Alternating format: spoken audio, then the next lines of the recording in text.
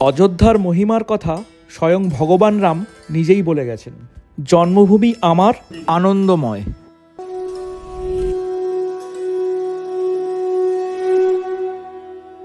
অযোধ্যা শুধুমাত্র একটি শহর নয়, অযোধ্যা হলো মানুষের প্রাণ, অযোধ্যা হলো সভ্যতা, অযোধ্যা এই মহান দেশের সংস্কৃতি এবং দৈনিক জীবনের মূল। ভগবান শ্রী রামের অযোধ্যা, সপ্তপুরীতে প্রথম এই মহান দেশের অযোধ্যা।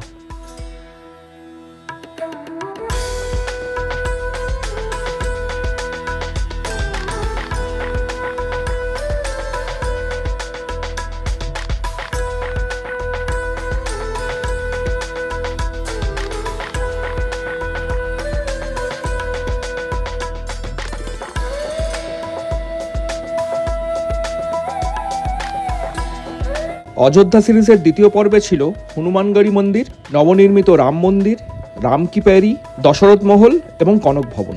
তাই যারা আমার আগের এপিসোডটি দেখেননি তারা উপরের আই বাটনে ক্লিক করে দেখে নিতে পারেন আগের এপিসোডটি। গুড মর্নিং বন্ধুরা, আজকে আমার অযোধ্যায় দ্বিতীয় দিন, আর এখন বাজে সকাল 7:30। ঠান্ডাটা কিন্তু আছে, বেশ আছে, তবে যেরকম ঠান্ডা আমি শুনেছিলাম আগে রয়েছে ততটা ঠান্ডাও কিন্তু নেই এখন।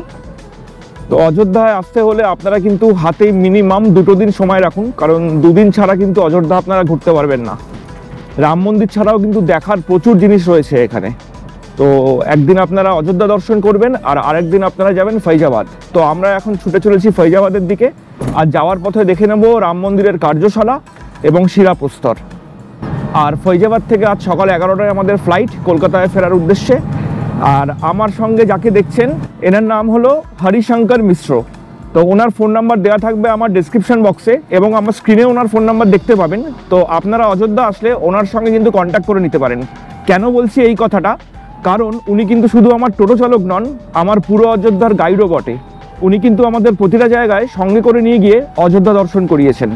সুতরাং আপনারা আসলে যদি ওনার সঙ্গে কন্ট্যাক্ট করেন, আমার মনে হয় আপনাদের ঘুরতে অনেক সুবিধা হবে।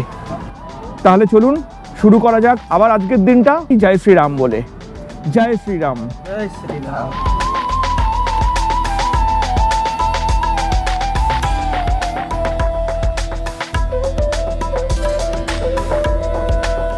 অযোধ্যার অলিগলি পেরিয়ে আমরা এখন এসে পড়েছি ধর্মপথে, আর শীতের সকালে গায়ে কুয়াশা মেখে ক্রমশ এগিয়ে চলেছি হাইওয়ের দিকে।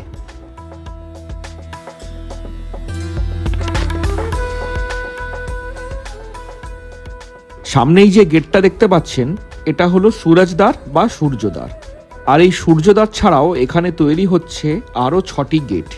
আর এই 6টি গেট যথাক্রমে হলো শ্রীরাম দ্বার, যা তৈরি হবে লখনৌ অযোধ্যা রোডের ওপর, হনুমান দ্বার, যা তৈরি হবে গোরখপুর অযোধ্যা রোডের ওপর, লক্ষ্মণ দ্বার তৈরি হবে গোন্ডা এবং অযোধ্যা রোডের ওপর, ভরত দ্বার যা তৈরি হবে প্রয়াগরাজ এবং অযোধ্যা রোডের ওপর, জটায়ু দ্বার যা তৈরি হবে আম্বেদকর নগর টু অযোধ্যা রোডের ওপর, আর গরুড় দ্বার যা তৈরি হবে রায়বেরেলি টু অযোধ্যা রোডের ওপর।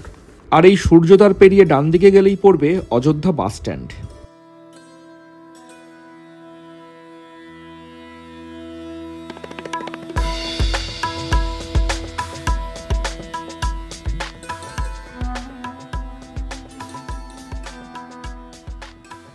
আমি এই মুহূর্তে রয়েছি অযোধ্যা বাইপাসের বাস স্ট্যান্ডে। আর মেন অযোধ্যা থেকে 1.5-2 কিলোমিটার দূরে কিন্তু হাইওয়ের ওপরে রয়েছে এই বাস স্ট্যান্ড।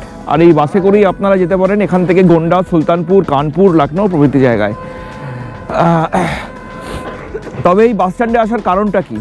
অ্যাকচুয়ালি আমি বাস স্ট্যান্ডে এসেছি এই ধূপটা দেখতে। আমার পিছনে দেখুন এই ধূপটা জ্বলছে। এই ধূপটা এসছে গুজরাটের বদোদরা থেকে, যেটার উচ্চতা কিন্তু 108 ফিট। আর মূল অযোধ্যায় মানে রাম মন্দিরের কাছাকাছি এটা রাখার জায়গা হয়নি বলে এটাকে নিয়ে আসা হয়েছে প্রায় 1.5-2 কিলোমিটার দূরের বাস স্ট্যান্ডে। চলুন দেখে নিই একবার সেই 108 ফিটের ধূপকাঠিটা।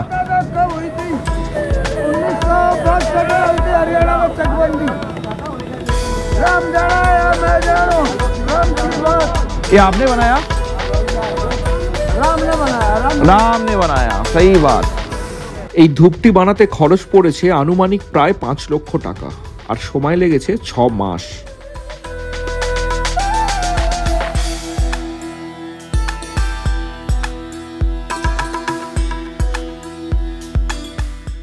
অযোধ্যা বাসস্ট্যান্ড থেকে বেরিয়ে আমরা আবার চলে এলাম অযোধ্যা শহরের কাছে, আর এবার আমরা যাব শিলাপ্রস্তর দর্শন করতে।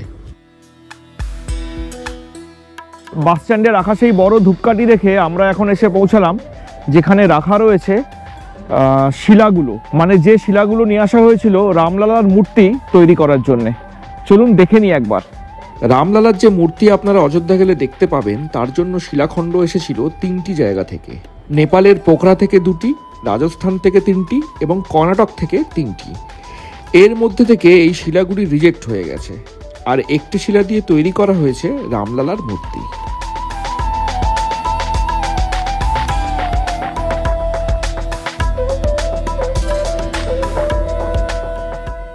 আর এই শিলাগুলো যেখানে রাখা রয়েছে ঠিক তার পাশেই রয়েছে ভান্ডারা দেওয়ার গোডাউন। ভান্ডারা দেওয়ার গোডাউন মানে ভান্ডারায় যেসব জিনিসপত্র ইউজ হয় তার গোডাউন, মানে চাল ডাল বিভিন্ন রকম সবজি জল প্রভৃতি জিনিস। আমি সামনে দেখতে পাচ্ছি প্রচুর জিনিস রাখা, দেখুন একবার।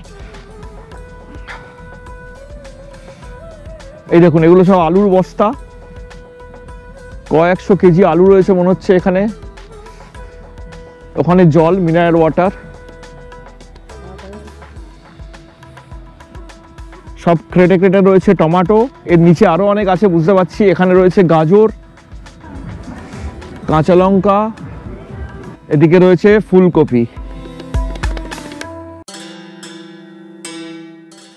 আর এটা কিন্তু মেন গোডাউনটা, মানে গোডাউনটা ভরে যাওয়ার পরে বাইরেও রাখা রয়েছে কিছু, বা কিছু মাল এসছে যেগুলো গোডাউনে ঢোকানো হবে। অযোধ্যায় এসে বুঝলাম যে এখানে কিন্তু একটা বিশাল কর্মযজ্ঞ চলছে। সেই রাম মন্দির তৈরি হওয়া শুরু থেকে আজ অবধি, এখন রাম মন্দির ওপেন হয়ে গেছে গত 7 দিন আগে, তবে সেই কর্মযজ্ঞর এতটুকু কিন্তু কোথাও খামতি নেই। চারিদিকে কিন্তু এখনও সাজো সাজো রব, আর চলছে বিশাল কর্মযজ্ঞ। তো অবশ্যই আসুন, দেখুন, ভালো লাগবে আপনাদেরও। রাম মন্দিরের শিলাপ্রস্তর দেখে আমরা এখন চলে এসেছি রাম মন্দিরের কার্যশালাতে, যেখানে এখনও চলছে রাম মন্দিরের বিভিন্ন কাজ চলছে, বিভিন্ন মূর্তি বানানো, বিভিন্ন পিলার বানানো। চলুন দেখে নিই একবার।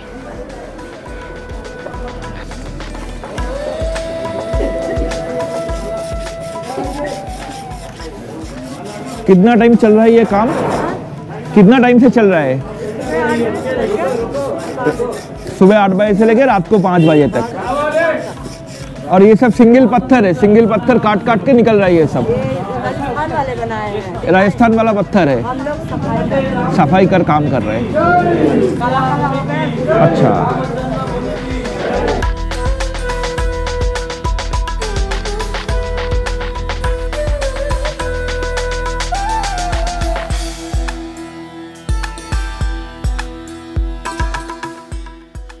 এই পিলারগুলো এখনো এখানে তৈরি হচ্ছে।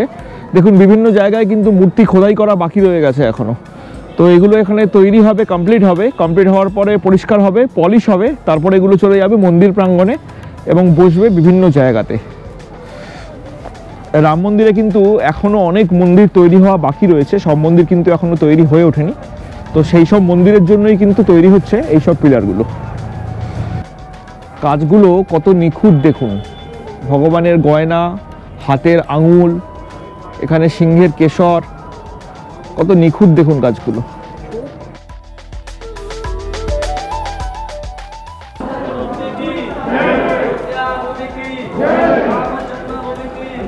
আর এই কার্যশালারই একদিকে রাখা রয়েছে এই ঘণ্টাটি। এই রকমই মোট 108টি ঘণ্টা লাগানো হবে নবনির্মিত রাম মন্দিরে, যার ওজন শুরু হবে 25 কেজি থেকে, এবং সব থেকে বড় ঘণ্টাটির ওজন হলো 613 কেজি। অযোধ্যা দেখা শেষ করে আমরা এখন রামপথ ধরে এগিয়ে চলেছি ফৈজাবাদের দিকে।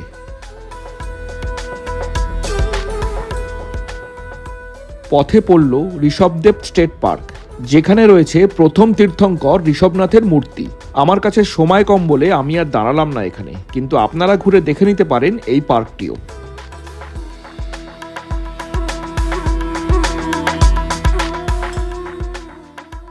সরজু নদীর তীর ধরে আমরা ক্রমশ এগিয়ে চলতে থাকলাম ফৈজাবাদের দিকে।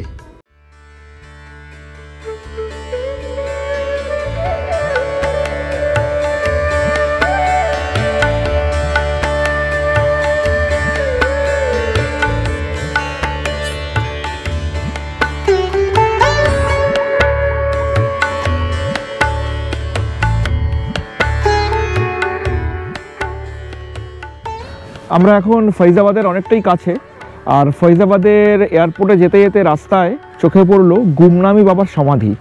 অনেকেই বলে থাকেন এই গুমনামি বাবা কিন্তু আমাদের বাংলার নেতাজি সুভাষচন্দ্র বোস। সত্যি মিথ্যে আমি জানি না, তবে নিশ্চয়ই দেখাবো আপনাদের এই গুমনামি বাবার সমাধি। 1985 সালের 16ই সেপ্টেম্বর ভগবানজি বা গুমনামি বাবার মৃত্যুর পর তার বাসস্থান থেকে যেসব জিনিসপত্র উদ্ধার করা হয়েছে, যেমন হিন্দি ও বাংলা বইয়ের সংগ্রহ, বিদেশি ম্যাগাজিন, সংবাদপত্র, গুরুত্বপূর্ণ রাজনৈতিক ও জাতীয় নেতাদের চিঠি, বসু পরিবারের সদস্যদের ছবি ইত্যাদি প্রমাণ করে যে এই গুমনামি বাবাই ছিলেন নেতাজি সুভাষচন্দ্র বসু। আর এই সমাধির ঠিক উল্টো দিকেই রয়েছে গুপ্তহরি পার্ক। তো আপনারা এই সমাধি ক্ষেত্র দেখতে আসলে এই গুপ্তহরি পার্কও কিন্তু ঘুরে নিতে পারেন। এখন বন্ধ আছে, সকাল 8:30 বাজে খোলেনি এখনও, তাই আমি আর ঢুকতে পারলাম না। কিন্তু আপনারা এখানে আসলে এটা একটু ঘুরে নিতে পারেন। বাচ্চারা থাকলে বাচ্চাদের কিন্তু খুব ভালো লাগবে এই পার্কটা। গুমনামি বাবার সমাধিস্থল দেখে আমরা এখন চলে এসেছি গুপ্তার ঘাটে। তো চলুন দেখে নিই গুপ্তার ঘাট, যেখানে হয়েছিল শ্রীরামচন্দ্রের জল সমাধি। এই গুপ্তার ঘাট অযোধ্যা ধাম থেকে প্রায় 11 কিলোমিটার দূরে। শ্রীরাম পত্নী সীতামাতার পাতালে গমনের পর শ্রীরামচন্দ্র তার রাজ্যপাট ছেড়ে সংসারের সমস্ত মায়াকে ত্যাগ করে জল সমাধি নিয়েছিলেন সরজু নদীর এই ঘাটেই। আর তাই এই গুপ্তার ঘাটে যে মন্দির রয়েছে, সেখানে শ্রীরামের মূর্তির হাতে নেই কোনো ধনুর্বাণ, রয়েছে এখানে রাম, সীতা এবং লক্ষ্মণের মূর্তি।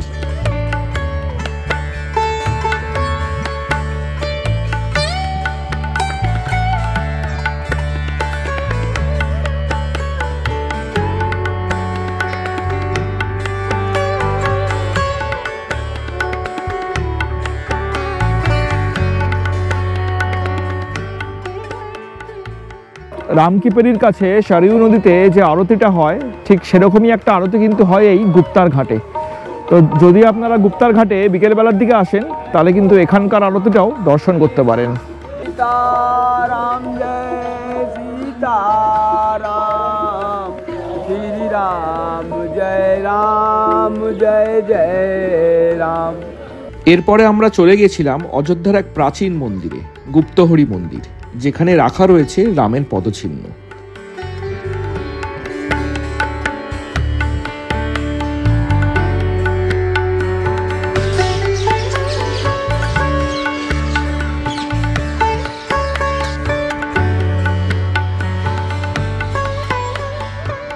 আর এছাড়াও এই ঘাটের খুব কাছেই রয়েছে একটি শিব মন্দিরও। অযোধ্যা দর্শন মোটামুটি শেষ করে এখন যাব এয়ারপোর্টের দিকে। আর এয়ারপোর্টে যাওয়ার আগে করে নিচ্ছি একটু হালকা ব্রেকফাস্ট। রয়েছে চা, আর সঙ্গে রয়েছে গরম গরম পকোড়া।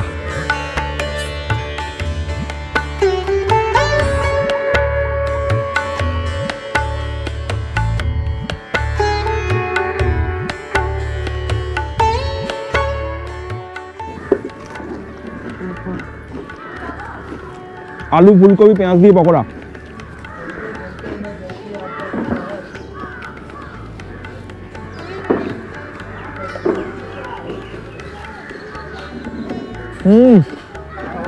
দারুণ। আর সঙ্গে গরম গরম আদা চা।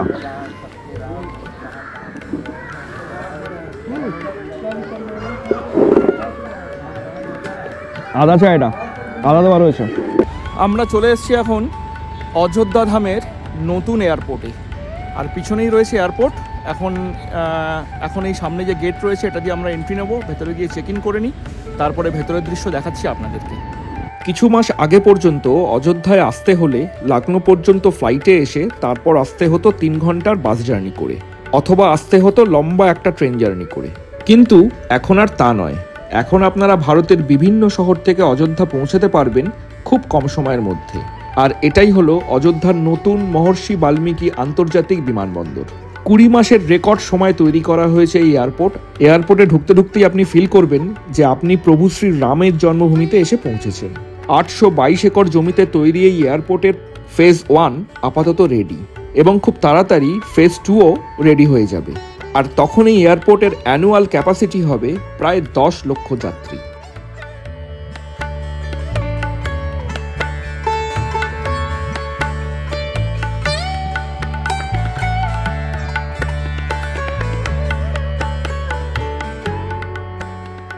নেওয়ার পরেই আগে প্রথমে করে নিতে হবে ব্যাগেজ স্ক্যান।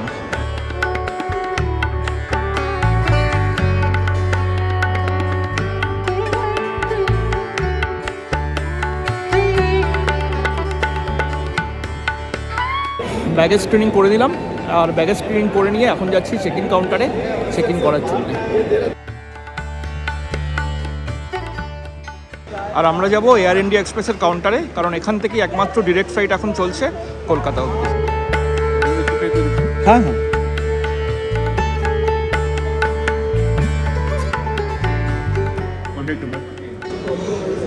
চেক ইন কাউন্টারে নিয়ে নিয়েছি বোর্ডিং পাস, আর এবার যাব সিকিউরিটি চেক ইনে। তার আগে একটু ঘুরে দেখাই আপনাদের অযোধ্যা এয়ারপোর্টটা।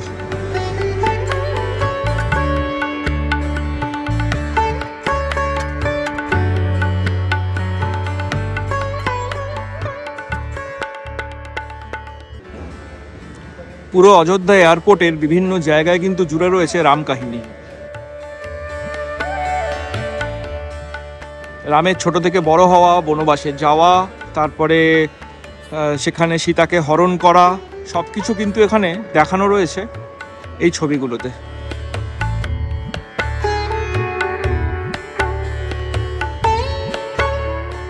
এই মুহূর্তে একমাত্র এয়ার ইন্ডিয়া এক্সপ্রেসই ডিরেক্ট ফ্লাইট চালাচ্ছে কলকাতা থেকে অযোধ্যা।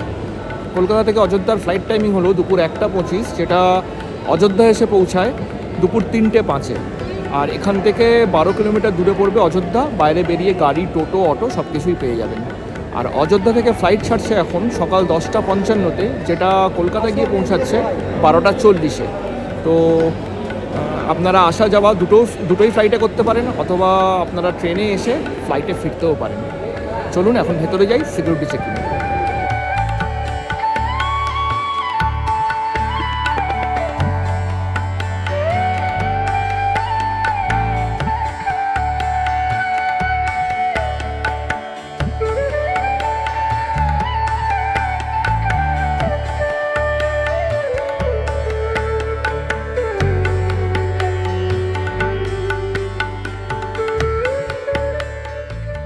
সকালে একটা SMS পেয়েছিলাম এয়ার ইন্ডিয়া এক্সপ্রেসের থেকে যে ফ্লাইট 10 মিনিট লেট, মানে 10:55টা 11:05, আর এখন বাজে 10:50। ফ্লাইট কিন্তু এখনও আসেনি। তো বুঝে উঠতে পারছি না যে ফ্লাইট কখন আসবে আর কখন ছাড়বে আর কখন আমরা গিয়ে কলকাতা পৌঁছাবো। অবশেষে আগমন আমাদের ফ্লাইটের। এয়ারলাইনের বাসে করে চলে এলাম ফ্লাইটের কাছে।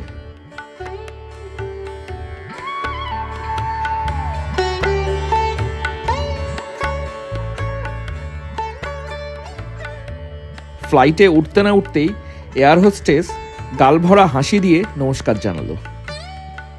আর ভেতরে ঢুকতেই দেখলাম ফ্লাইটে রয়েছে বিজনেস ক্লাসও, ভাড়া প্রায় 20,000 টাকা। ইকোনমি ক্লাসের ডেকোরেশনটা বেশ ভালো লাগলো, ইন্ডিগো ভিস্তারার থেকে বেশ অনেকটাই আলাদা। সিটের হেডরেস্টটাও বেশ ভালো, এটা তুলে নিলে ঘুমিয়ে পড়লেও মাথা হেলে পড়ে যাবে না কিন্তু। সিটটাও বেশ আরামদায়ক, আর লেগ স্পেসটাও যথেষ্ট ভালো। টেবিলের সাথে সাথে এটা জলের বোতল বা কাপ রাখার জায়গা। মেনু কার্ডটায় দেখলাম ভালো ভালো খাবার আছে, তবে দাম আর 5টা ফ্লাইটের মতোই যথেষ্ট বেশি। অযোধ্যা শহর কিন্তু সম্পূর্ণ ভেজ, পাওয়া যায় না কোনো মাছ, মাংস, ডিম এবং হার্ড ড্রিঙ্কস। কিন্তু ফ্লাইটে চিকেন এবং হার্ড ড্রিঙ্কস দুটোই কিন্তু অ্যাভেলেবেল। তো আপনারা ফ্লাইটে ওঠার পর কিন্তু হার্ড ড্রিঙ্কস এবং চিকেন দুটোই নিয়ে খেতে পারেন। দিয়ে গেল একটা জলের বোতল, অ্যাটলিস্ট আর 5টা ফ্লাইটের মতো না, ফ্রিতে একটা জলের বোতল তো পাওয়া গেল। প্রায় 45 মিনিট লেটে ছাড়ছে এই ফ্লাইটটা। বললো 1 ঘন্টা 10 মিনিটে পৌঁছে দেবে, মানে 12:50। দেখা যাক। দীর্ঘ 1 ঘন্টা প্রতীক্ষার পরে অবশেষে সকাল 11:40 ফ্লাইট অযোধ্যার পবিত্র ভূমি ছেড়ে রওনা দিল কলকাতার দিকে।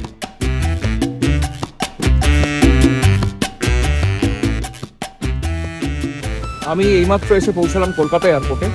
ফ্লাইট 45 মিনিট লেটে ছাড়লেও একদম সঠিক সময় আমাদের নামিয়ে দিল কলকাতা এয়ারপোর্টে। আর আজকে আমাদের অযোধ্যা যাত্রা তাহলে এখানেই শেষ। দেখা হবে আবার আগামী কোনো ব্লগে। আমি প্ল্যানিং করি আবার নতুন কোনো জায়গায় ঘুরতে যাওয়ার, আর আপনারা দেখতে থাকুন আমার চ্যানেল এক্সপ্লোরার শো। দেখা হবে তাহলে আগামী ব্লগে।